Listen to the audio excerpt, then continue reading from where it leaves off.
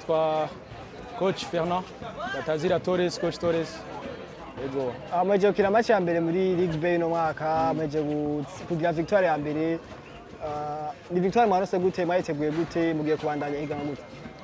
Bon, turamaze igihe twitegura rino higanwa kuvaho atubwira gakuru keza ko higanwa rya Ligue B rigiye gutangura.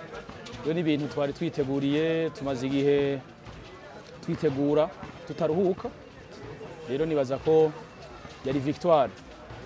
Sinovuga ngo yaraturuhishije gose, mugabo bon turayinezererewe gose, turayinezererewe. Ni victoire twarondeye, abakinyi bitanze ku manivo yose.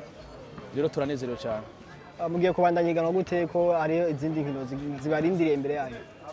Kubandaniriza kuri no murindi nyene, kuko buri gihe tuza twiteze victoire, chaque possession tukayikina nka possession ya nyuma, ku buryo victoire idushikira tuvuga tuti ni ibintu twakoze kandi tutegerezwa gukorera hamwe. Tugiye kubandanya dukora kuko mubona abakinyi bacu n'abakinyi bakiri bato. Rero nibaza ko ni ibintu bashashaye, victoire yabahimbaye kandi ni ibintu tugiye kubandanya twitegurira kugira ngo ejo muze mumve na Basketball Academy iri hejuru mu equipe yo muri Ligue B. Ni Ligue B garutse nyuma y'imyaka myinshi, izanye nakarusha kaye kuri basketball Burundi, izanye akarusha kuri basketball y'u Burundi. Nibaza ko ni relève turafise aba legende nka Barandri, turafise ba Gibert. Ino ligue rero nibaza ko igiye gushira habona abazobasubirira, kandi n'ukuri turakengurukiye cyane Federation na Association y'Ubujumbura bitegura. Nibaza ko ari ibintu ahubwo n'abandi bogerageza gushiramo n'uburyo ejo tukabona ugwaruka rukomeye ruteye imbere gose, kuko ni kubw'ineza ya basketball, ni kubw'ineza y'ugwaruka rw'igihugu. Ejo tuduze ibendera no makongo. Nitwa Cyubahiro Sami Miguel, nkaba nkina muri Nata Basketball Academy. Tumaze je natanguranye n'iyi academy, yatanguye muri 2022. Ubone kuvuga tumaze imyaka 3 dukina amatournoi no muri Ligue B. Turaje turakina nayo nyene turimo. Yakuba muri ko murakina Ligue B, harayize igihe mutari ko murakina, bizozana akarusha kaye kuri evolution yanyu nk'abaje. Yego, ndibaza ko ku kintu giduza umukinyi amamatch arakenewe gose, kandi bizodufasha gutera imbere ku buryo muri VBL tuzobona abakinyi benshi b'abarundi bivuye muri izi tournoi nyene twagiye turakomereramo. Musaba iki Febabu kushiga ngo ishigikire ugwaruka abaje mwebwe mu kibato? Cyo nosaba Febabu ni uko intango abakinyi abana bakiri bato nico kubakomeza, nico kintu ca mbere gituma tugira basketball gira kazoza keza, kubera aba batoyi nitwe turi kazoza ejo, nitwe tuzokina VBL umwaka uza. Rero badushizemo ingufu nyinshi bizotuma tuduga dukomeye cyane.